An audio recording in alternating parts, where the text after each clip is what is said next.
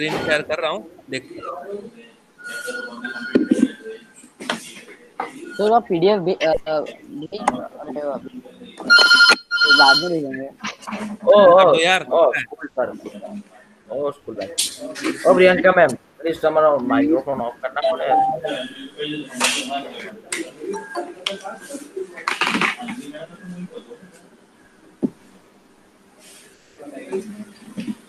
ओ computer teacher, mic बंद कर दो यार।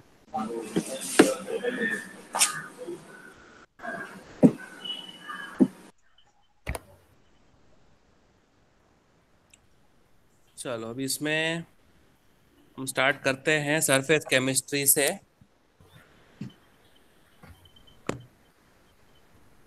यहाँ से अपने को पढ़ना है, लेकिन थोड़ा सा बेसिक्स आप इसका सीखो पहले। हम लोग इस चैप्टर में बात क्या करने वाले हैं वो मैं सबसे पहले आपको बताता हूँ। जैसे हम लोग है ना, इस चैप्टर में कोई भी सॉलिड हो, मान लो कि ये एक पीस है,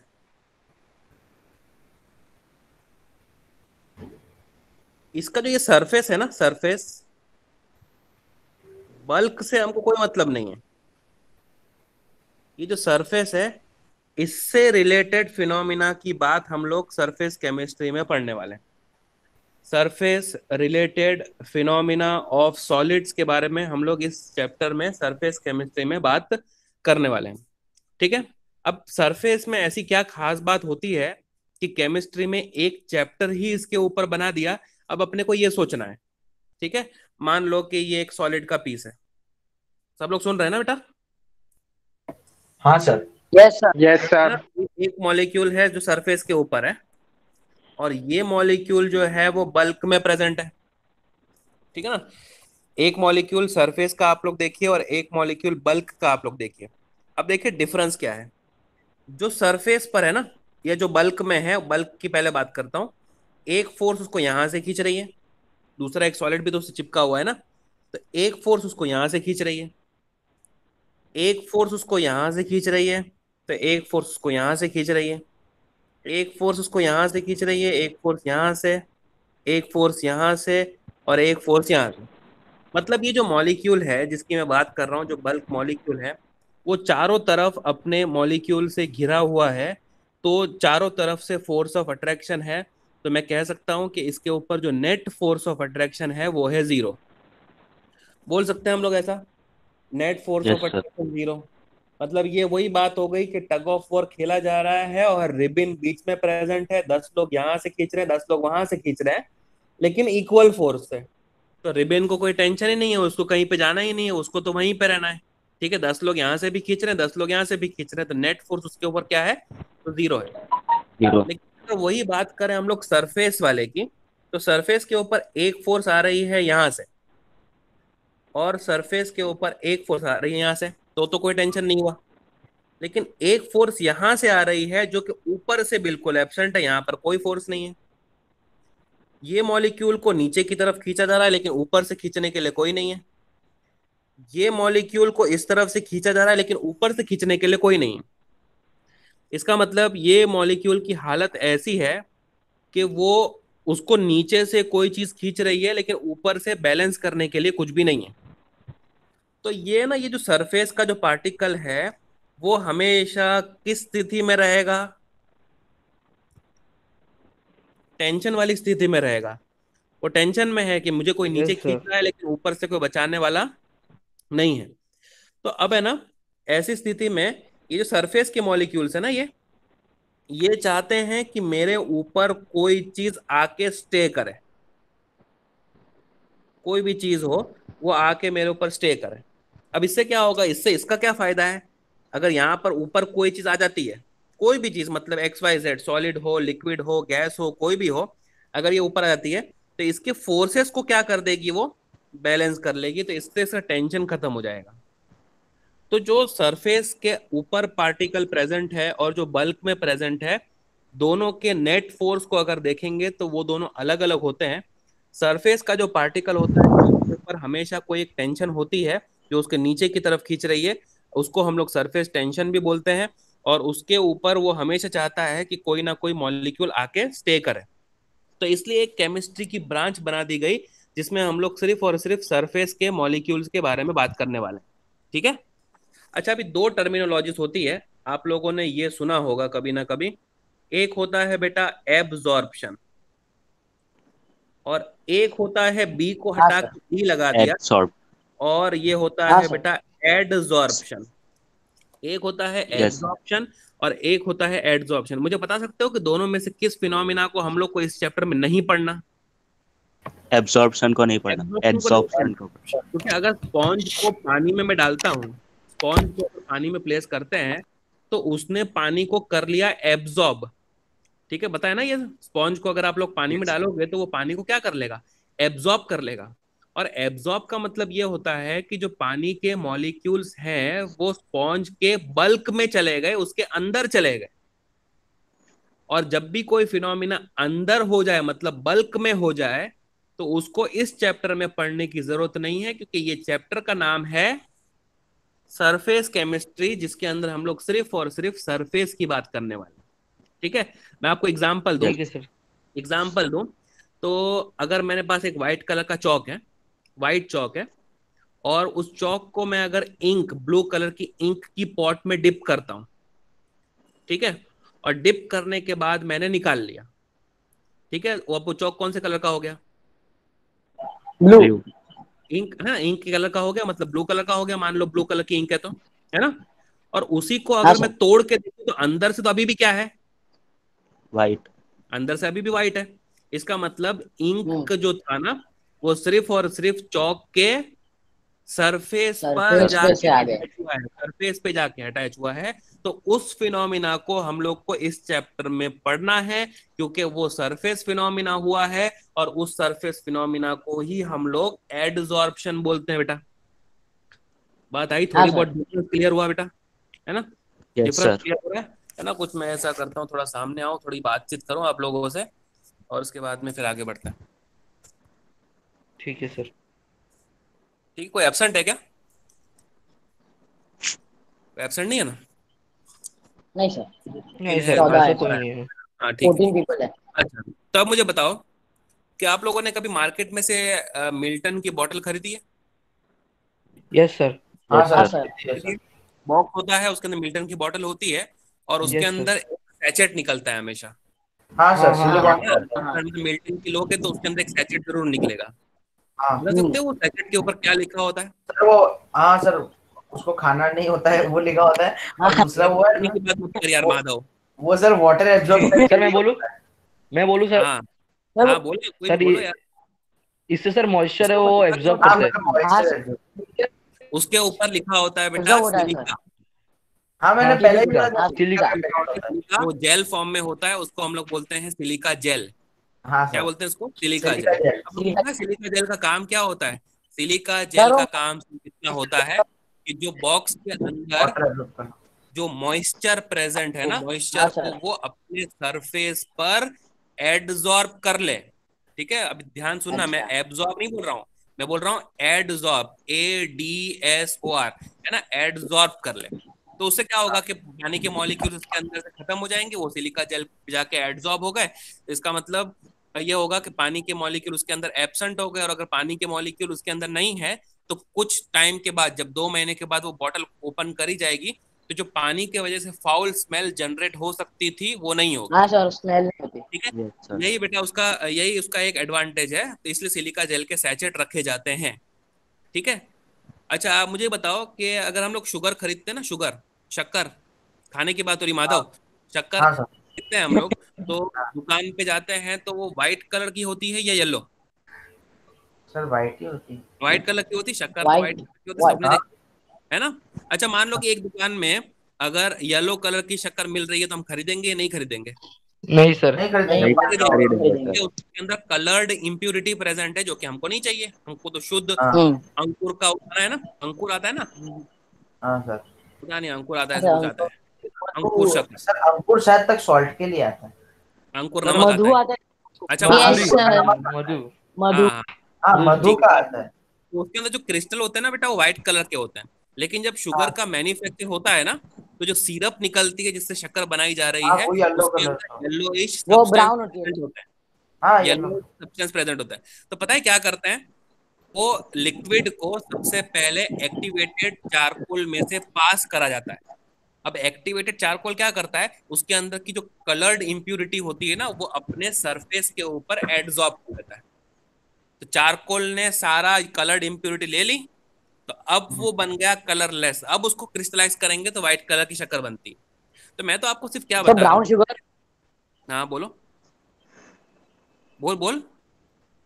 ब्राउन शुगर में फिर ये स्टेप नहीं होता? ब्राउन शुगर अलग ये ही मैंने वस्तु सुना नहीं। है क्या? अच्छा, सर, नहीं वो ब्राउन ब्राउन शुगर शुगर की में ये बात स्टेप कर रहा नहीं हूँ। होता ना फिर, एक्टिवेटेड चारकोल वाला? नहीं नहीं, वो नहीं होता, वो हाँ अलग है। सर। ठीक अच्छा है, ऐसा है, वो ओके। अलग है, वो हाँ हम सर। लोग जो नमक शक्कर खा रहे हैं ना, वो उसकी बात कर रहा हूँ मैं। ठीक है। अच्छा तो हाँ फिर हाँ मैं आपको क्या सिखा रहा हूँ एक्चुअली ना, application of surface chemistry. Surface chemistry हम लोग पढ़ तो रहे हैं, लेकिन क्यों पढ़ रहे हैं वो भी तो पता होना चाहिए आपको। ठीक है ना। अच्छा आपको पता है आजकल है ना, आजकल तो नॉर्मल मास्क चल रहे हैं, ऐसे ऐसे टाइप के मास्क चल रहे हैं अभी। ठीक है। लेकिन है ना, पहले भी जो माइनिंग वगैरह करने के लिए जाते थे, माइनिंग समझता है, माइनिंग, हाँ सर। Yes sir. माइनिंग हाँ। समझता है ना। Yes sir. हाँ माइनिंग सर। कर यस के सर। ही तो सैंपल बाहर गोल्ड निकाला गोल्ड। जाता है, और वो सैंपल को हम लोग ओर बोलते हैं, और ओर में से मेटल को एक्सट्रैक्ट करते हैं। ठीक है। हाँ तो सर। उसके अंदर क्या है कि पहाड़ को खोदते खोदते हम लोगों को माइंस के अंदर जाना पड़ता है वो सब चीजों को निकालने के लिए। ये बात आपको पता है। तो जो माइनर होते हैं ना, माइनर, वो पहनते हैं मास्क। ठीक है, माइनर ने मास्क पहना हुआ है। ठीक है, हाँ ऐसा मास्क पहनते हैं वो लोग। लेकिन वो नॉर्मल मास्क नहीं होता है। ठीक है, उसमें N95 नहीं चलता है। ठीक है। हाँ। उसमें उसमें जो ऐसे मास्क होता है ना, इसके अंदर के सरफेस के ऊपर पूरा का पूरा अंदर जो है ना, वो एक मटेरियल भरा हुआ होता है, उसको बोलते हैं एक्टिवेटेड चारकोल। अब जब मैंने मास्क पहना हुआ है और इसके अंदर भरा हुआ है एक्टिवेटेड चारकोल, अभी मैंने मास्क पहना। ठीक है। अब यहां से आ रही है oxygen, sulphur dioxide, carbon dioxide और अमोनिया, जो कि सबसे ज्यादा क्वांटिटी में प्रेजेंट होती है। माइंस के अंदर अमोनिया प्रेजेंट होती है। तो ये मास्क जो मैंने पहना है ना, उसके अंदर एक्टिवेटेड चारकोल है। तो ये अमोनिया को अपने सरफेस पे एड्सॉर्ब कर लेता है। ठीक है, मतलब ऑक्सीजन भी है और अमोनिया भी है। मास्क से टकराई, अमोनिया इसके ऊपर एड्सॉर्ब हो गई, ऑक्सीजन एड्सॉर्ब नहीं होती है, oxygen as it is pass हो गई, तो मैं सांस ले पा रहा हूँ माइंस के अंदर भी। बात आ रही समझ में आप लोग। हाँ सर। ये यस सर। सर्विस हाँ केमिस्ट्री इसलिए पढ़ रहे हैं। सर। अच्छा, पिनाक, पॉन्ड्स प्योर वाइट की यस एडवर्टाइज सर। देखिए। पॉन्ड्स प्योर वाइट मैं तो नहीं लगाता, हाँ और हमारे देखिए। लड़के हैं वो भी लगाते हैं। तो हम लोग भी नहीं लगाते सर। क्या? नहीं सर, कोई पता नहीं, मैं तो नहीं लगाती। अच्छा अच्छा, कोई बात नहीं, लेकिन आप लोगों ने पॉन्ड्स प्योर वाइट की एडवर्टाइज देखी हो। यस ठीक हाँ है। सर। सर। हाँ यस सर। सर। एडवर्टाइजमेंट क्या दिखाता है, प्योर एडवर्टाइजमेंट में ना चारकोल एक एक्टिवेटेड चारकोल। एक ग्लास होता है, एक ग्लास के अंदर पानी होता है और बहुत इम्प्योर पानी होता है। अचानक से एक हाँ ब्लैक हम्म। कलर हाँ बॉल हाँ हाँ हाँ हाँ निकल जाता है। सर। पता है हाँ सर। हाँ सर ब्लैक देखा है। वो बॉल बॉल वो जैसे सब अंदर एब्सॉर्ब जाती है कर ना, लेता है।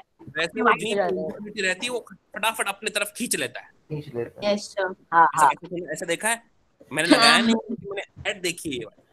हाँ हाँ सर। हाँ तो ठीक है। होता है। तो हाँ, तो वो क्या करता है मालूम है, वो जो पीस गया है ना, वो एक्टिवेटेड चारकोल होता है। ठीक है, एक्टिवेटेड चारकोल क्या होता है मैं उसकी बात करता हूँ, लेकिन अभी वो एक्टिवेटेड चारकोल है, वो अपने ऊपर इम्प्यूरिटी को क्या कर लेता है, एडजॉर्ब कर लेता है। एब्जॉर्ब नहीं करता बेटा, एडजॉर्ब एब्जॉर्ब। कर लेता है। ठीक है, तो ओके ये सर। सरफेस केमिस्ट्री का यूज है। सरफेस केमिस्ट्री इसलिए हम लोग पढ़ रहे हैं, ये मैं आप लोगों को बता रहा हूँ, है ना। सरफेस केमिस्ट्री इसलिए हम लोग पढ़ रहे हैं। ठीक है। आप लोगों ने वो फिल्टर वगैरह अपने घर में फिल्टर लगाया हो, फिल्टर, हाँ सर लगाए अभी हैं। तो फिल्टर यस करने सर। वाला। हाँ एक सर। तो आता है यूवी रेडिएशन वाला, और एक आता है सादा फिल्टर। हर 3 महीने में हाँ कस्टमर केयर को फोन करके बुलाना पड़ता है, और वो आता हाँ है, सर। चेंज। चीजें उसके अंदर चेंज करके चले जाता है, और बोलता है कि अभी यस तीन सर। महीने के लिए ठीक हो गया। और गुंजन से को दिया दिया ना, लो ना, आप ले लो ना ये वाला। अच्छा लेके आया। तो वो देखा है आप लोगों ने, तो ऊपर जो पानी डालने वाला होता है ना जहाँ पे, वहां पर एक गोला सा रहता है ब्लैक कलर का। अभी देखा है नहीं देखा है आप लोगों ने, उस पर हाँ चेंज यस सर। सर हाँ देख। सर देखा हाँ है सर मैंने। देखा है सर। पूरा निकाल के अपने साथ में ले जाता है, और नया आके वहां पे लगा देता है, और नीचे हाँ हाँ कैंडल बोलते हैं का सर भी वो फूल वाला होता है।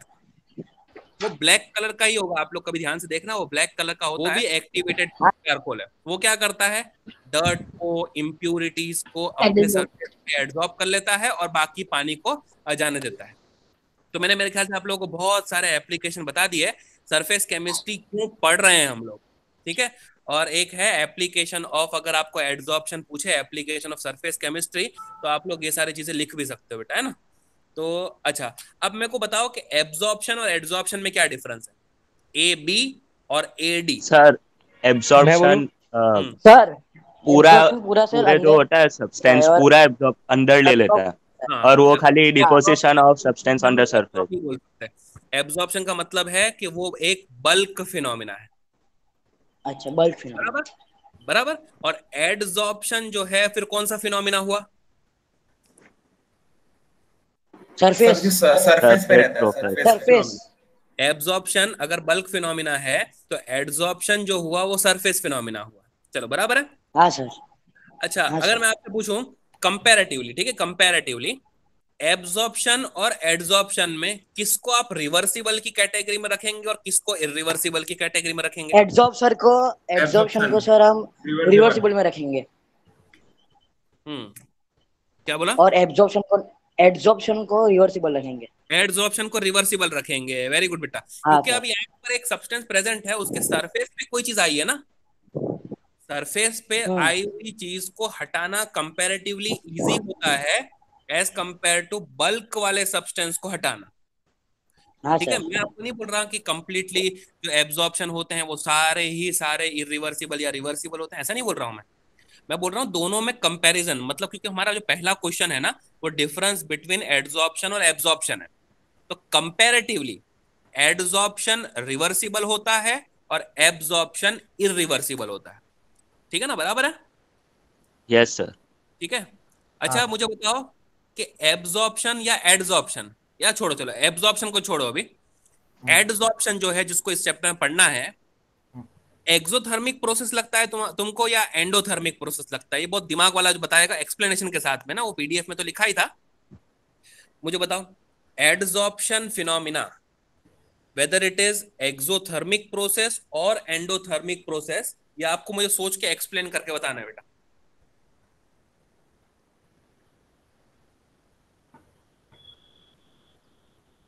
Exothermic sir.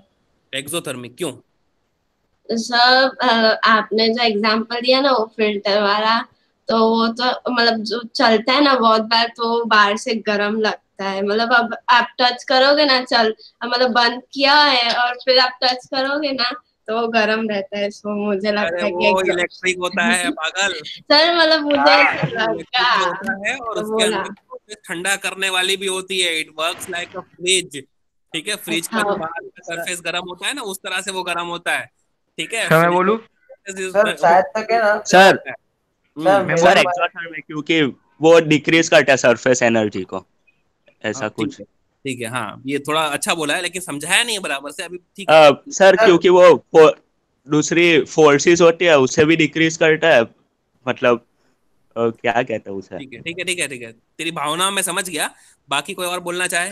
बराबर बोला, अच्छा बोला, ठीक है।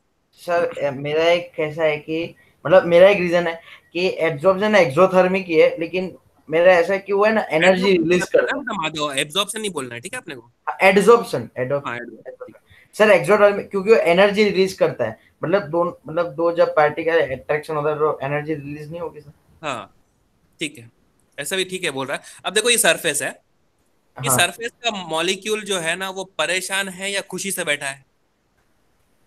सर वो तो सरफेस ऑफ परेशान परेशान है आपको फोर्स नीचे की तरफ खींच रही है, हाँ, लेकिन ऊपर से कोई उसको खींचने वाला नहीं है, ये बेचारा तकलीफ में है। अब इस तकलीफ के लिए उसने करवा लिया एड्सॉर्प्शन, बहुत सारी हाइड्रोजन गैस को उसने अपने सरफेस पे कर लिया एड्सॉर्ब। अब बताओ कि उसकी परेशानी दूर हो गई कि वो और परेशान हो गया? दूर हुई सर।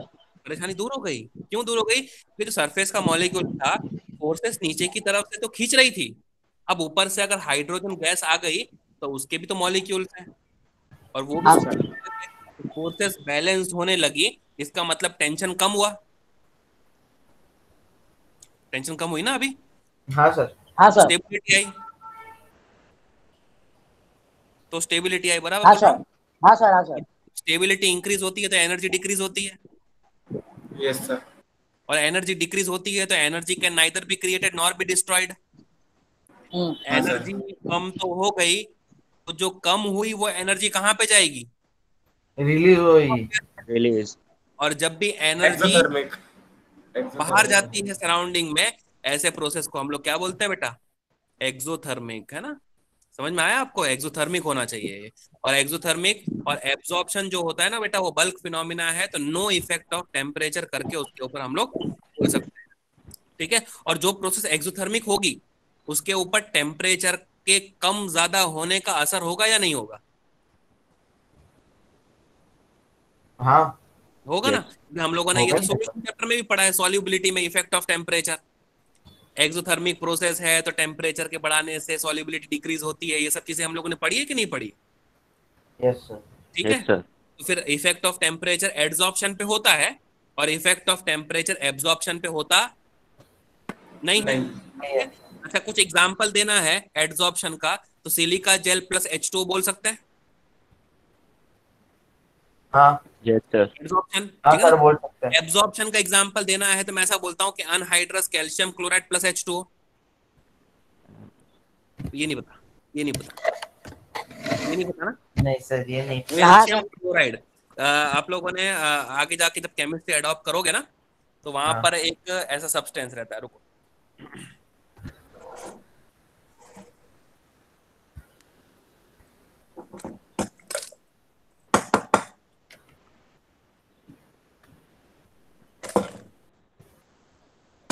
ठीक है ना, ऐसा एक सब्सटेंस रहता है, इसका शेप थोड़ा टेढ़ा मेढ़ा है, वरना वो होता है गोल। ठीक है, हाँ सर। इस तरह से बना हुआ है। टेढ़ा है लेकिन सर मेरा है। हाँ, टेढ़ा है लेकिन मेरा है, आप ऐसा बोले। टेढ़ा है लेकिन मेरे काम का है अभी इस टाइम पे बताने के लिए आप लोग को। ठीक है, हाँ। मैं ऐसा कह रहा था कि जैसे ये गोल कलर का गोल होता है, पूरा कांच का ही बना हुआ होता है, जब आगे जाके आप ऑर्गेनिक केमिस्ट्री अडॉप्ट करते हो ना, तो वहां पे ऑर्गेनिक सिंथेसिस आपको प्रैक्टिकल में आता है। अभी तो क्या है कि मैं आपको सॉल्ट बनाया देता हूँ, है ना? मैंने आपको बोला ले कि बेंजोइक एसिड टेस्ट करो, तो ऐसा बोलता हूँ हाँ। ना मैं। Yes sir. लेकिन आगे जाके केमिस्ट्री अडॉप्ट करोगे ना, मैं बोलूंगा बेंजोइक एसिड बना के दिखा, ऐसा बोलूंगा। ठीक है, तो बेंजोइक एसिड को आपने बनाया, आपने सॉल्वेंट लिया, आपने ये डाला, आपने वो डाला, बेंजोइक एसिड प्रिपेयर तो हो गया। लेकिन अब बेंजोइक एसिड की मुझे यील्ड लेनी है।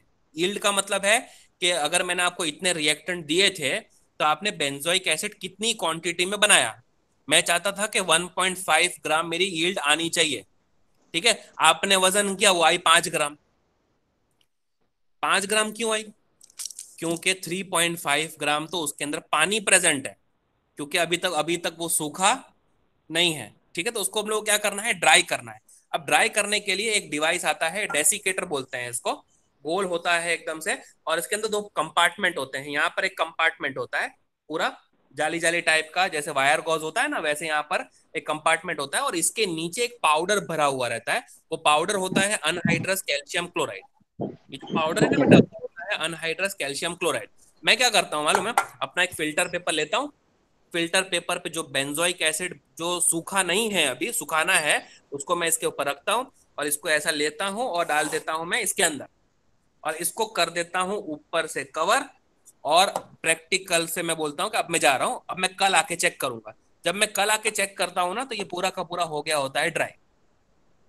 क्या हुआ, ओवरनाइट इसके अंदर क्या प्रोसेस हुई कि बेंजोइक एसिड के अंदर से पानी के मॉलिक्यूल्स निकल रहे हैं, पानी के हाँ सर। मॉलिक्यूल निकल रहे हैं, और नीचे जो एनहाइड्रस कैल्शियम क्लोराइड है ना, व्हाइट कलर का होता है, शायद हम लोग प्रैक्टिकल करा भी होगा कैल्शियम क्लोराइड का। अनहाइड्रस कैल्शियम क्लोराइड वो उसको क्या कर लेता है, एब्जॉर्ब। तो एनहाइड्रस कैल्शियम क्लोराइड एक व्हाइट कलर का पाउडर होता है, जो पानी को क्या करता है, एब्जॉर्ब कर लेता है। तो उसको डेसिकेटर में नीचे बेस पे यूज करते हैं पानी को एब्जॉर्ब करने के लिए, और ऑर्गेनिक सिंथेसिस में ये काम करा जाता है। ठीक है, थोड़ा बहुत समझ में आया? तो anhydrous calcium chloride plus H2O equal to absorption, silica gel plus H2O is equal to adsorption. तो ये पॉइंट ऑफ डिफरेंस में एक एग्जांपल भी चलेगा या नहीं चलेगा? Yes sir. ठीक है, तो मैंने बहुत चलेगा सारे सर, चलेगा। एग्जाम्पल आप लोग को दे दिए, पॉइंट्स भी शेयर कर लिए। अभी अपने देखते हैं पीडीएफ में ये सब अच्छे से लिखा होगा, लेकिन आप लोग कोई मुझे एक पॉइंट रिपीट करके बताएगा, ये 4 पॉइंट, कोई भी ये 4 पॉइंट को रिपीट कर लो बेटा। कोई भी जन चालू करो ना माइक फटाफट बोलो। ये 4 पॉइंट, मैंने कुछ 4 पॉइंट बताया, मेरे ख्याल से 5 पॉइंट बताया मैंने तो एग्जाम्पल के साथ में बेटा। बोलो, मैं चाहता हूँ कि ये चैप्टर बहुत इजी है, आप लोग को लेक्चर में याद हो जाए बस इसलिए, वरना तो मैं अभी पढ़ा के आधा 1-2 पेज पढ़ा दिया होता अब तक। तो इतने सारे एग्जाम्पल क्यों दे रहा हूँ मैं, आप लोगों को एकदम फिट हो जाना चाहिए माइंड में ये। सर मैं बोलूं? हाँ बोल बोल बेटा बोल। सर एब्जॉर्प्शन में डिपोजिशन ऑफ सब्सटेंस, मतलब उसके पूरा वो कर लेता है, बल्क कर लेता है, पूरा अंदर हाँ, ले लेता है। तो बोलो और ये जो एडजॉर्प्शन है it is sorry sir absorption जो एब्जॉर्ब है वो है बल्क फिनोमिना, ऐसे ही बोलना चाह रहे हैं ना? Bulk, yes sir. ओके, और वो और सरफेस फिनोमिना है। ठीक है, कौन सा सरफेस फिर फिनोमिना है? Adsorption. Absorption. Adsorption surface phenomena. चलो एक पॉइंट ऑफ डिफरेंस समझ में आ गया। और हाँ सर, एब्जॉर्प्शन रिवर्सिबल है और एब्जॉर्प्शन नॉन रिवर्सिबल है। वेरी गुड बेटा, वेरी गुड। चलो सर एक फिर एब्जॉर्प्शन एंडोथर्मिक और एब्जॉर्प्शन एक्सोथर्मिक नहीं प्रोसेस। सर एड्जॉर्प्शन एक्सोथर्मिक है, एक्सोथर्मिक। एड्जॉर्प्शन सर वही एक्सोथर्मिक बोला, सर वही बोला। हाँ हाँ ठीक है, वो एक पॉइंट तो नहीं सही बोला। एब्जॉर्प्शन एंडोथर्मिक नहीं है, अच्छा ठीक नहीं है, है? It is neither endothermic nor exothermic, मतलब उसके लिए हमने कुछ बोला ही नहीं, ओ ठीक है। हाँ, और फिर सर और उसके बाद एग्जाम्पल वो एक और पॉइंट बोला एब्जॉर्प्शन ना, में एक और पॉइंट सर बोला वो था। एक्टिवेटेड चारकोल वाला आपने बोला हाँ कि हाँ, लेकिन वो तो एग्जाम्पल है, एग्जाम्पल से पहले भी एक टेम्परेचर वाला पॉइंट बोला है मैंने। टेम्परेचर। तो जो एक्सोथर्मिक प्रोसेस है ना बेटा, जो एक्सोथर्मिक मतलब एड्सॉर्प्शन, तो हाँ उसके अंदर सर लिखने का कि effect of temperature takes place, temperature का इफेक्ट होगा इस प्रोसेस पे, जबकि एब्जॉर्प्शन पर no effect of temperature takes place.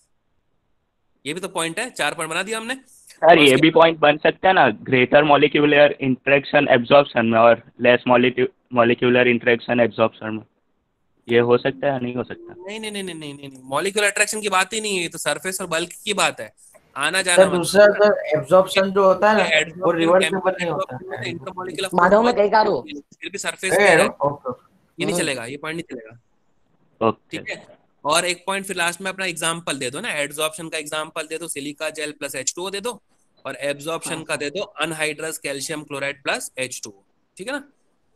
तो ये हाँ एक हो सर गया अपना। अच्छा ठीक है, अभी मैं वो बताता हूँ आप लोग को, पीडीएफ बताता हूँ, उससे पहले जितना हम लोग इंटरेक्ट कर सकते हैं उतना अच्छा है अपने लिए, ठीक है।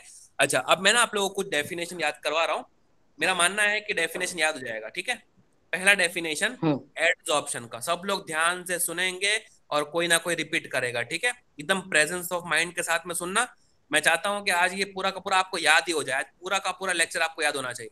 पहला डेफिनेशन, व्हाट इज एड्सॉर्प्शन या डिफाइन एड्सॉर्प्शन, एड्सॉर्प्शन को डिफाइन किस तरह से करेंगे। अब देखो मैं बोलता हूं, आपको पता तो है एड्सॉर्प्शन, लेकिन देखना मेरा सेंटेंस फ्रेमिंग देखना।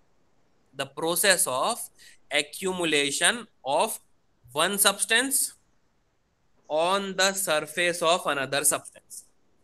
The process of accumulation of one substance on the surface of another substance is known as adsorption. बोलो सही बोला मैंने? हाँ यस सर सर एक एकदम। सब्सटेंस का दूसरे सब्सटेंस के ऊपर आके सिर्फ एक्यूमुलेट हो जाना, उसको हम लोग कहते हैं एड्सॉर्प्शन।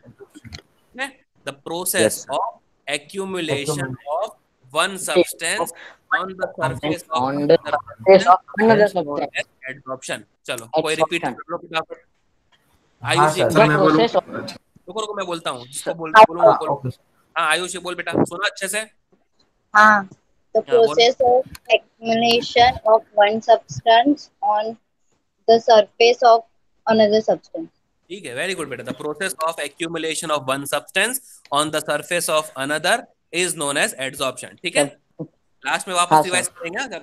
पॉइंट ऑफ डिफरेंस देखो, पहला क्वेश्चन सिखा दिया, एड्सॉर्प्शन और एब्सॉर्प्शन के बीच में पॉइंट ऑफ डिफरेंस, ठीक है। अब यार लिखने की कोई जरूरत नहीं थी, याद करो, पीडीएफ में मैंने पूरा क्लास में लिखा है, वो पूरा पीडीएफ के फॉर्म में आपके पास अवेलेबल हो जाएगा, ठीक है। The process of accumulation of one substance on the surface of another is known as adsorption. दूसरा, एडसॉर्बेट, ADSOR तो आएगा PATE, एडसॉर्बेट। तीसरा है एडसॉर्बेंट। दो टर्म अभी, एडसॉर्प्शन समझ लिया, अभी दो टर्म कौन सी है, एडसॉर्बेट और एडसॉर्बेंट। ठीक है, ये है सरफेस और इसके ऊपर आके एडसॉर्ब होना है किसी को। ठीक है, तो ये आके एडसॉर्ब हो रहा है और इसके ऊपर एडसॉर्प्शन हो रही है। ठीक है, दोनों में डिफरेंस है ना। ये प्रोसेस है एडसॉर्प्शन, लेकिन उसमें इन्वॉल्व हैं दो लोग, एक ये और एक ये अपना सरफेस प्रोवाइड कर रहा है और ये आके एडसॉर्ब हो रहा है। समझ में आ रहा है? जो आके एडसॉर्ब होता है उसको कहते हैं एडसॉर्बेट, और जिसके ऊपर आके एडसॉर्ब होता है उसको कहते हैं एडसॉर्बेंट। हाँ सर। आ रहा समझ? ठीक है, हाँ सर। ठीक है। A substance which is getting adsorbed in adsorption is known as adsorbate. Okay sir. Okay? And the substance on which adsorption takes place is known as adsorbent. जो आके एडसॉर्ब होता है उसे एडसॉर्बेट बोलेंगे, जिसके ऊपर आके एडसॉर्प्शन होती है उसे एडसॉर्बेंट बोलेंगे। ठीक है, बराबर बोल रहा हूं? The substance which is getting हाँ, sir. Adsorbed in adsorption is known as adsorbate, and the surface on which या the substance on which on. Adsorption takes place is known as adsorbent. ठीक है, वो ये दो डेफिनेशन रिपीट करके बताओ। हाँ sir. The Sir. substance which adsorb on बोल। हाँ sir. Hmm. The substance which Substance, gets absorbed on another substance of surface of the substance is known as adsorbate. Sir मैं बोलूं? वो ठीक से नहीं बोल रहा है यार, एकदम मैंने जो बोला है वो बोलने की सर जरूरत नहीं है। मैं बोलूं? आप एक स्टेटमेंट में सही चीज बताओ चलेगा। राज तू मत बोला, रुक जा। सर ओके मैं सर। बोलूं? सर मैं बोलूं? एक मिनट ना। हाँ सर। हाँ हाँ बोल, मुर्तुजा बोल, चल बोल हाँ। बोल, सुन रहा हूँ। The substance which gets absorbed is called हाँ, absorbent. substance which gets adsorbed during Absorption. adsorption के वक्त। Absorption. हाँ, during Absorption. adsorption हाँ is known sir, as is called absorbent. it's known as adsorbate। Absorbent. हाँ, जो आके एडसॉर्ब हो रहा है उसको एडसॉर्बेट बोलेंगे। हाँ, absorbate. सर मैं एडसॉर्बेंट। हाँ, and surface हाँ on which another substance get absorbed is called absorbent. ठीक है, the substance on which adsorption takes place, ऐसा ही बोल सकते हैं। The substance Absorbent on takes place. हाँ sir, okay. Place is known as adsorbent. समझ में आ गया? हाँ सिलिका सर। जेल का पानी पे आके एडसॉर्ब होना, इस प्रोसेस को बोलते हैं एडसॉर्प्शन। उसमें सिलिका जेल जो था वो एडसॉर्बेंट है और जो Get पानी है वो एडसॉर्बेट है। Yes sir. बस it is as simple as Yes, that. sir. ठीक है, अच्छा अभी आप लोगों ने ये बोला कि जो प्रोसेस है ना वो एक्सोथर्मिक है। हाँ सर। प्रोसेस एक्सोथर्मिक है, अभी प्रूफ किया था ना हम लोगों ने थोड़ी देर पहले। हाँ प्रोसेस सर। एक्सोथर्मिक है मतलब हीट लिबरेट करती है ना। Yes sir. तो अब मैं ऐसा हाँ, बोल सर। रहा हूं कि अमाउंट ऑफ हीट लिबरेटेड, जितनी हीट लिबरेट हुई, अमाउंट जो अमाउंट है, amount of heat liberated when 1 mole of adsorbate is adsorbed on the surface of adsorbent is known as heat of adsorption।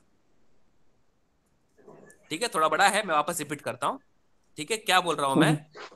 Amount of heat liberated, heat liberate हुई, amount of heat, उसका amount कब एडसॉर्बेट का 1 मोल आके एडसॉर्ब हुआ एडसॉर्बेंट के surface पर, तब उसको हम लोग बोलेंगे heat of adsorption.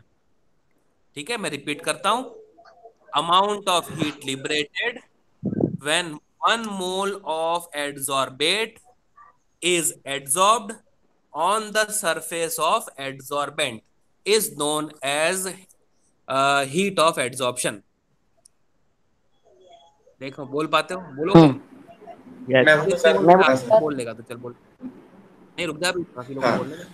The the amount of the amount of heat liberated hmm. uh, when ab, when the substance absorb नहीं इसलिए 1 मोल बोलना कंपलसरी है कि वो किलो जूल्स ओके पर सर। मोल में होती है। हाँ 1 okay. Mole of adsorbate. Absorb when 1 mole of adsorbate is adsorbed on the surface of absorbent is called हाँ uh, अभी अभी एब तो बोलना ही नहीं है बेटा, अभी सब एड्सॉर्बेंट ही है, एडी आएगा सब में। हो सकता है प्रोनाउंस इधर उधर हाँ हो, सर। सब लोग याद रखेंगे वो एड्सॉर्बेंट ही बोलते हैं। ठीक है, तो वेरी गुड बेटा, बराबर बोला। ठीक है, अच्छा अभी हम लोगों ने ऐसा बोला कि ये प्रोसेस रिवर्सिबल है हाँ Yes, sir. ना, रिवर्सिबल है। हाँ सर इसका रिवर्सिबल है। मतलब एड्सॉर्बेट आ भी सकता है और जा भी एड्सॉर्बेट सकता है। जा भी सकता है। आने की प्रोसेस को एड्सॉर्प्शन बोलते हैं। हाँ सर वो तो आने की एड्सॉर्प्शन हुआ। प्रोसेस को भी कुछ बोलते होंगे। हाँ सर। जाने की प्रोसेस को बोलते हैं डीसॉर्प्शन। ठीक है, the Desorption. Process of accumulation of one substance on the surface of another is known as adsorption, and the process of remove हो रहा है अभी, the process of removal of one substance from the surface of another substance is known as desorption. ठीक है, सारा का सारा linked है। आप लोग ये थियरी को थोड़ा एंजॉय करते करते समझ जाओ, और एक बार फिर घर पे पढ़ने की जरूरत पड़ेगी। मैं बता रहा हूँ आप लोग के marks confirm, 6 mark confirm, 6 mark का आता है। ठीक है, 3 मार्क इसका हाँ सर। मल्टीपल चॉइस क्वेश्चन आते हैं और 3 मार्क का क्वेश्चन आता है इसके अंदर से। ठीक है, तो समझ में आया डिसऑर्प्शन का मतलब? The Yes, process sir. हाँ of sir. Removal of one substance from the surface of another is known as desorption. ठीक है, चलो क्रूशब रिपीट कर बेटा, डिसऑर्प्शन की डेफिनेशन को रिपीट कर।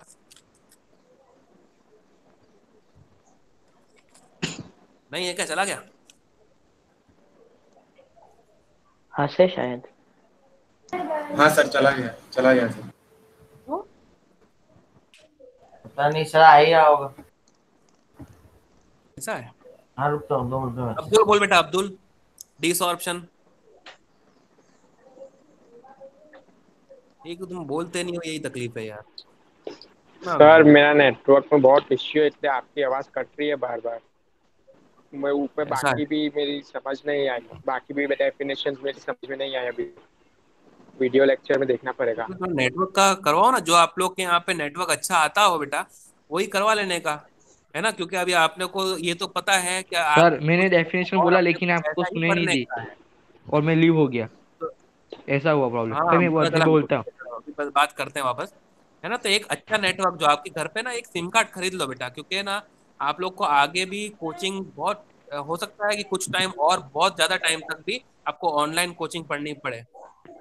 ठीक है, हो सकता है कि आपको अगस्त, नवंबर, अक्टूबर तक भी पढ़ना पड़े, आगे के 3-4 महीने और पढ़ना पड़े इस तरह से। तो आपका नेटवर्क बेटा बहुत स्ट्रांग कर लो, है ना। मेरे नेटवर्क में कोई इशू नहीं है, वरना तो बाकी लोग को नहीं सुनाई देता, बाकी लोग को समझ नहीं आता।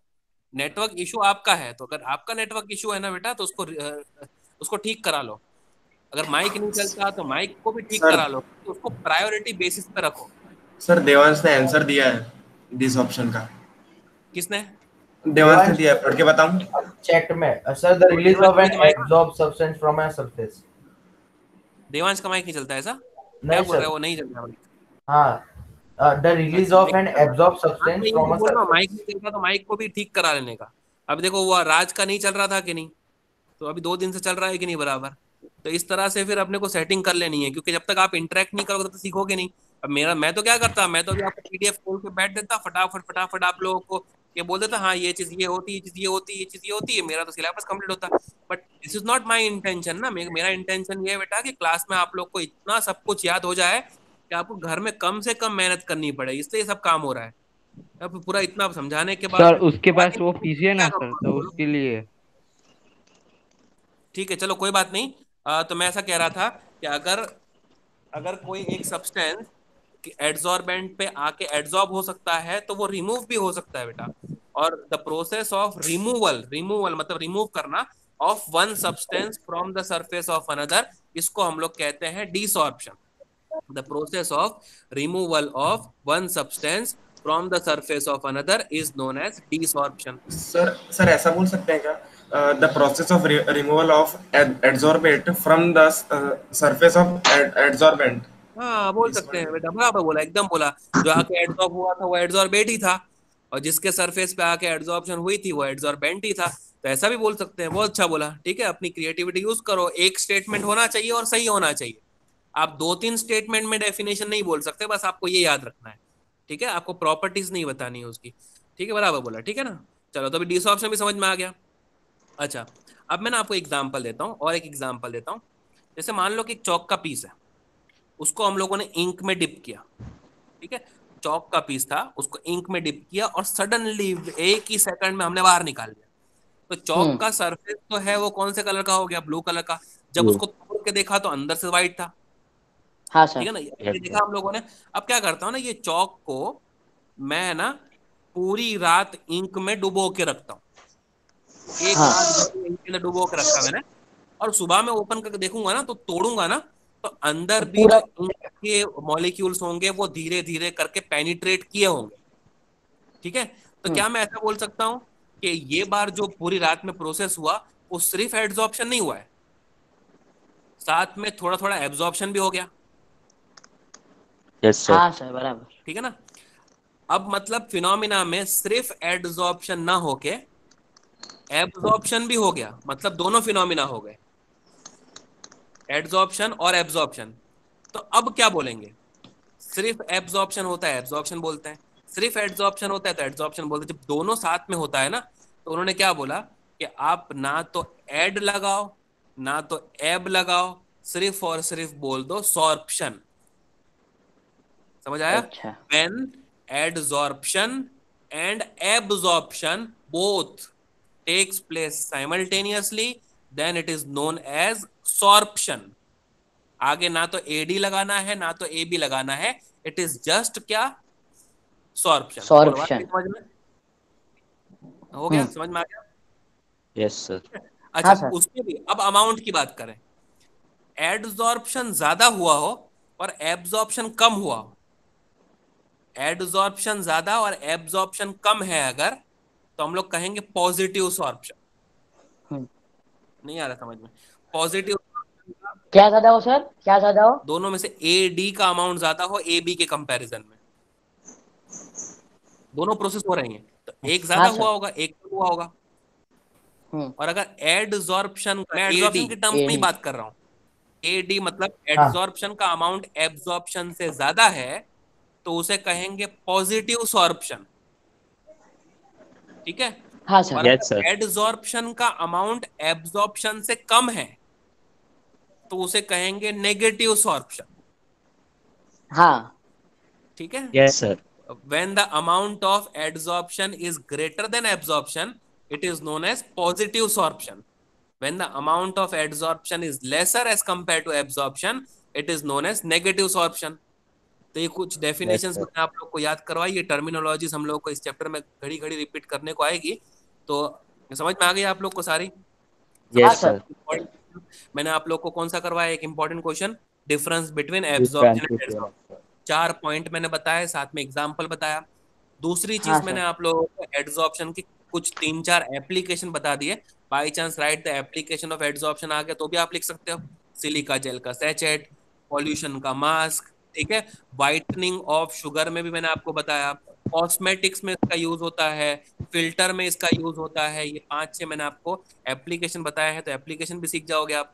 ठीक है। एप्लीकेशन के बाद में फिर उसके बाद में तीसरी चीज मैंने डेफिनेशन पढ़ाना शुरू किया, एड्सॉर्प्शन, उसके बाद में adsorbent, adsorbate, heat of adsorption, desorption, sorption, positive sorption और नेगेटिव सॉर्प्शन।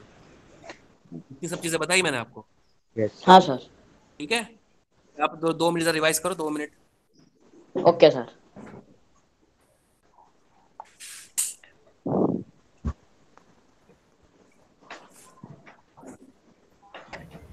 ठीक है, अब मैं आप लोगों को पीडीएफ बताता हूँ कि इतना तक हम लोगों ने कंप्लीट कर लिया बेटा।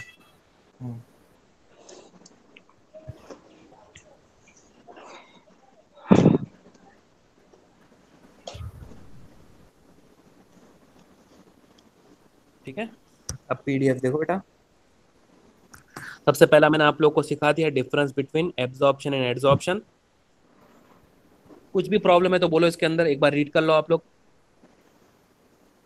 जो लिखा है वही मैंने आपको समझाया बेटा, तो नोट्स आपको बनी बनाई मिल रही है तो कोई टेंशन नहीं है। फिर ये पढ़ लो एक बार, कुछ प्रॉब्लम है तो बोलो।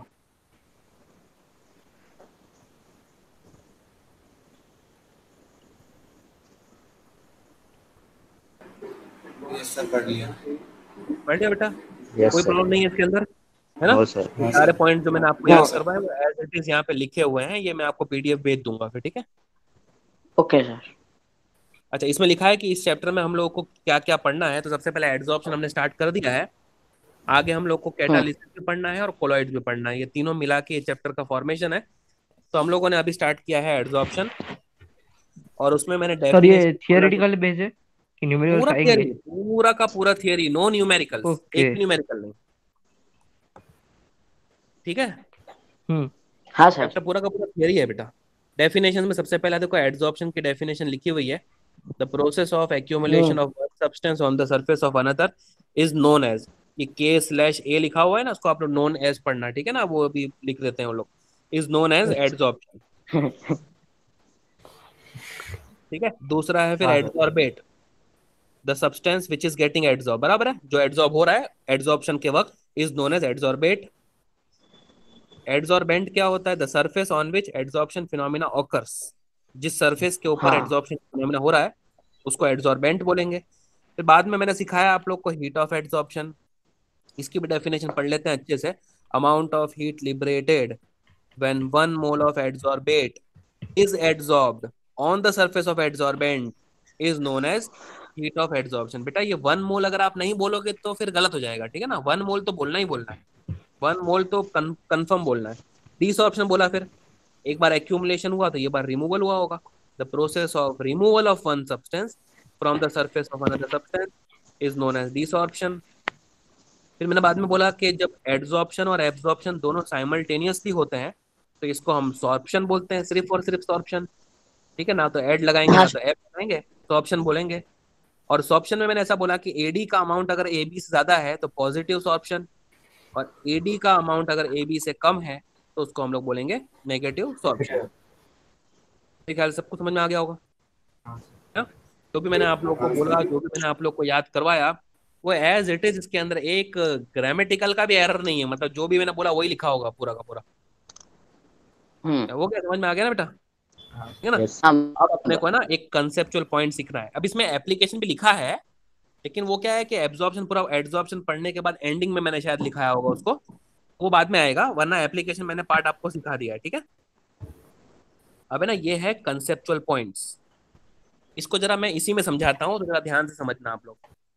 कंसेप्चुअल पॉइंट्स, ये एक बार जेई में क्वेश्चन पूछा है, क्या क्वेश्चन पूछा है वो मैं बाद में बताता हूँ, पहले आप सीखो। कंसेप्चुअल पॉइंट्स में सबसे पहली चीज लिखी हुई है कि डेल्टा एस नेगेटिव होता है। क्या मुझे कोई बता सकता है डेल्टा एस का मतलब क्या होता है? ये डेल्टा एस का मतलब क्या होता है? ये डेल्टा और उसके बाद में एस, डेल्टा सर एंट्रोपी। हाँ एंट्रोपी नहीं, एंट्रोपी चेंज, डेल्टा भी है ना, एंट्रोपी चेंज, एंट्रोपी है ना? डेल्टा एस का मतलब है entropy change, change in entropy. अब कोई मुझे बताओ कि एंट्रोपी का मतलब क्या होता है? हाँ सर। मतलब क्या होता है बेटा एंट्रोपी का मतलब क्या? चेंज तो बात की बात है, मैंने आप लोग को जब थर्मोडायनामिक्स पढ़ाया था तो बहुत लाइव एग्जांपल्स लेके बताया था मैंने आप लोग को ये सब एंट्रोपी के बारे में। हाँ बोलना। सर वो मेजर ऑफ, हाँ measure of system thermal energy, ऐसा कुछ था शायद। मेजरमेंट ऑफ क्या? डैश ऑफ द सिस्टम, चलो ना, measurement of dash of system, किस चीज का मेजरमेंट होता है ये? अरे भूल गया क्या। आलिया है कि नहीं आज? आलिया भी है ना? आलिया बोल तो बेटा। क्या बोलूं सर? हेलो।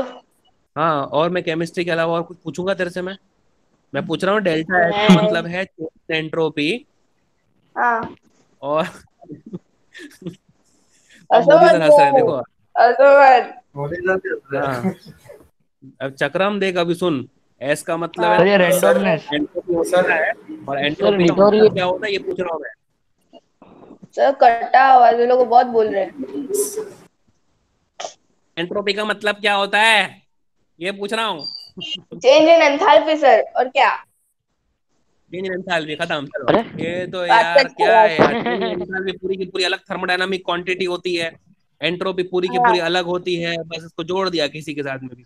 एंट्रोपी का मतलब होता है मेजरमेंट ऑफ डिग्री शायद। Of randomness of the system. Random. Sir मैं बोला तो सर रेंडमनेस।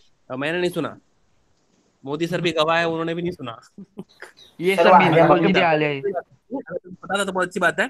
ये जो एस है ना बेटा, उसका मतलब होता है randomness of the system, disorderness of the system, randomness. अब लिखा है कंसेप्चुअल पॉइंट में कि एडजॉर्प्शन प्रोसेस के लिए जो डेल्टा एस होता है वो होता है नेगेटिव। इसका मतलब रैंडमनेस डिक्रीज हुई है। रैंडमनेस डिक्रीज होगी तभी तो डेल्टा एस नेगेटिव आएगा बेटा, है ना। हाँ सर। हुआ है यस तो सर। चेंज नेगेटिव आएगा। अब डिग्री ऑफ रैंडमनेस क्यों डिक्रीज हुई है ये कोई सोच सकता है एड्सॉर्प्शन प्रोसेस में? सर वो स्टेबल हो गया है। अरे यहाँ, और ये जो हाँ है ना, सर देखो वो। प्लेटिनम का पीस है मान लो, ये सारी है हाइड्रोजन गैस। हम्म। कैसे प्लेटिनम का पीस आया, उन्होंने क्या कर लिया, इसको कर लिया एडजॉर्ब, ये हो गए हाँ वो सारे एक जगह पे आ गया। एडजॉर्ब। अब पहले ये लोग गैसियस स्टेट में आराम से घूम रहे थे कि नहीं, तो इनकी हाँ एंट्रोपी बहुत ज्यादा थी, फुल आजादी थी, इन लोग को आराम से घूम रहे थे ये। लेकिन प्लेटिनम के पीस ने क्या किया, इनको अपने सरफेस पे बाइंड कर दिया, बाउंड कर दिया। ठीक है, जब रिसेस होती है तो किस तरह से आप लोग आराम से घूमते रहते हो। फिर थर्ड लेक्चर मोदी सर का स्टार्ट होता है तो सब लोग क्लास में भर जाते हो कि नहीं। बस इसका जोर मतलब से। आप लोगों की एंट्रोपी क्या हो सर जाती है, कंडीशन डिक्रीज। अप्लाई इस तरह से अंजलि का एंट्रोपी यहाँ पे लोकेशन। डिक्रीज हो गई, और आ गया। ओके और सर। एंट्रोपी अगर डिक्रीज हुई है तो डेल्टा एस तो बेटा नेगेटिव आएगा ना। आया समझ में, आया कुछ आया समझ में? Yes sir. अच्छा, हाँ सर आ अब मुझे गया। बताओ कि why delta H is negative.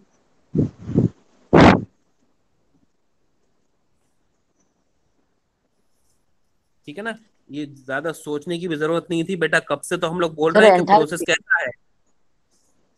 Sir exothermic. Exothermic process exothermic है। के लिए हमेशा डेल्टा एच क्या होता है बेटा, नेगेटिव होता है। तो डेल्टा एस नेगेटिव है, डेल्टा एच नेगेटिव है। और हम लोगों ने ये इक्वेशन पढ़ रखा है कि जो डेल्टा जी है वो इक्वल टू होता है delta H minus T delta S. ये इक्वेशन हम लोगों ने थर्मोडायनामिक्स में पढ़ी हुई है कि जो हाँ डेल्टा सर। जी होता है वो delta H minus T delta H. अच्छा, अब मुझे बताओ डेल्टा एच तो नेगेटिव है, ठीक है, यस सर। ये माइनस की साइन बाहर आ गई मान लो। और डेल्टा एस भी नेगेटिव है, तो ये साइन जब बाहर पॉजिटिव हो आई तो इस गया। बाहर को प्लस बना दी होगी। तो delta G is equal to delta H minus T delta S. Delta H को नेगेटिव बना दिया, और डेल्टा एस की नेगेटिव साइन को बाहर लेके गए तो माइनस माइनस प्लस बन गया बेटा। ठीक है, अच्छा, ये हो गए, एक minute, delta G is equal to minus delta H plus T delta S हो गया। अच्छा, अभी अपने को ये पता है कि जो डेल्टा जी है ना, अगर नेगेटिव होता है तो ऐसे प्रोसेस को स्पॉन्टेनियस बोलते हैं। ये थर्मोडायनामिक्स में स्पॉन्टेनिटी हाँ क्राइटेरिया में हमने पढ़ा हुआ है। और डेल्टा जी हाँ जब सर। पॉजिटिव होता है तो प्रोसेस नॉन स्पॉन्टेनियस होती है, इतना हम लोग को पता था। हम्म। अब अपने को ये सीखना है कि प्रोसेस स्पॉन्टेनियस कब होगी और प्रोसेस नॉन स्पॉन्टेनियस कब होगी। ठीक है, अब मुझे बताओ कि अगर delta G is equal to minus delta H plus T delta S है, तो ये टर्म और ये टर्म में कौन सी टर्म अगर बड़ी होगी तो डेल्टा जी नेगेटिव बनेगा? Minus delta H. Minus delta H, delta H वाली टर्म बड़ी होनी चाहिए, तभी तो प्रोसेस हाँ नेगेटिव बनेगा। ठीक है, मतलब मैं ऐसा बोलूं कि डेल्टा एच बड़ा होना चाहिए या फिर टी डेल्टा एस छोटा होना चाहिए। हम्म। सर। डेल्टा एस के ऊपर तो हमारा कंट्रोल ही नहीं है, वो तो सिस्टम की प्रॉपर्टी है, एंट्रोपी कम ज्यादा करना वो उसके हाथ में है। तो हमारा कंट्रोल जो होता है वो सिर्फ और सिर्फ किस पे होता है? टी। टी पे, मतलब टेम्परेचर पे। अगर मैं ऐसा बोलूं कि अगर मैंने टेम्परेचर को कम कर दिया, तो क्या मैं ऐसा बोलूं delta G negative. Delta H को कम कर दिया, हाँ सर। हाँ सर। और टी डेल्टा एच कम हो गया तो डेल्टा एच बढ़ गया ऑब्वियसली, हाँ सर। और डेल्टा एच हाँ बढ़ा सर। तो नेगेटिव चीज के बढ़ने से डेल्टा जी क्या बन जाएगा? नेगेटिव। नेगेटिव। और डेल्टा जी नेगेटिव बनेगा तो प्रोसेस क्या बन जाएगी बेटा? स्पॉन्टेनियस। स्पॉन्टेनियस। स्पॉन्टेनियस। इसका मतलब यही है कि डेल्टा जी नेगेटिव होता है तब प्रोसेस स्पॉन्टेनियस होती है, और ये प्रोसेस पॉसिबल है कैसे टेम्परेचर पर? लो लो टेम्परेचर में। Low temperature. टेम्परेचर। ठीक है। अच्छा, अब डेल्टा जी पॉजिटिव होगा तो प्रोसेस नॉन स्पॉन्टेनियस होगी, और डेल्टा जी टेम्परेचर पॉजिटिव कब बन जाएगा बेटा? जब टेम्परेचर हम लोग कैसी करेंगे? High high. टेम्परेचर। अगर टी डेल्टा एस में टेम्परेचर को बढ़ा दिया तो टी डेल्टा एस बढ़ गया, और टी डेल्टा एस की साइन कौन सी है? पॉजिटिव। वो वैल्यू बढ़ जाएगी तो डेल्टा जी पॉजिटिव बन जाएगा, और प्रोसेस क्या बन जाएगी? Non spontaneous. नॉन तो अगर स्पॉन्टेनियस। मैं आप लोगों से ऐसा सिंपल सा यस क्वेश्चन सर। पूछूं कि मेरे पास एक प्लेटिनम का पीस है, और इंडिया में उसके ऊपर हाइड्रोजन गैस आके एड्सॉर्ब हुई है, वो पीस इंडिया में रखा हुआ है, और एक प्लेटिनम का पीस मेरा है वो एंटार्क्टिका में है, वहां पर मैंने हाइड्रोजन गैस एड्सॉर्ब कराई है, दोनों में से अमाउंट ज्यादा कहाँ पे एड्सॉर्ब हुआ होगा, इंडिया में क्या एंटार्क्टिका में? इंडिया में शायद इंडिया में। की वजह से। क्यों? सर डेल्टा जी हाई की टेम्परेचर वैल्यू होगा ना सर। नेगेटिव हो गया अंटार्कटिका में, वहाँ पे लो तो हाई टेम्परेचर है। टेम्परेचर पे तो प्रोसेस नॉन स्पॉन्टेनियस होती है, मतलब नहीं होती। हाँ मतलब नहीं होगी। मतलब एंटार्क्टिका में टेम्परेचर बहुत कम है, जितना टेम्परेचर कम होता है उतना प्रोसेस ज्यादा स्पॉन्टेनियस होती है, उतना डेल्टा जी क्योंकि ज्यादा नेगेटिव होता है। तो जित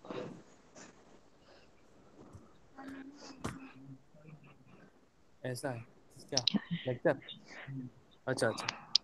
अच्छा, तो डेल्टा जी बेटा क्या होगा? डेल्टा जी अगर नेगेटिव होगा तो प्रोसेस स्पॉन्टेनियस होगी, and that is possible at low temperature. ये बात समझ नहीं आ रही क्या आप लोग को? आ गई सर।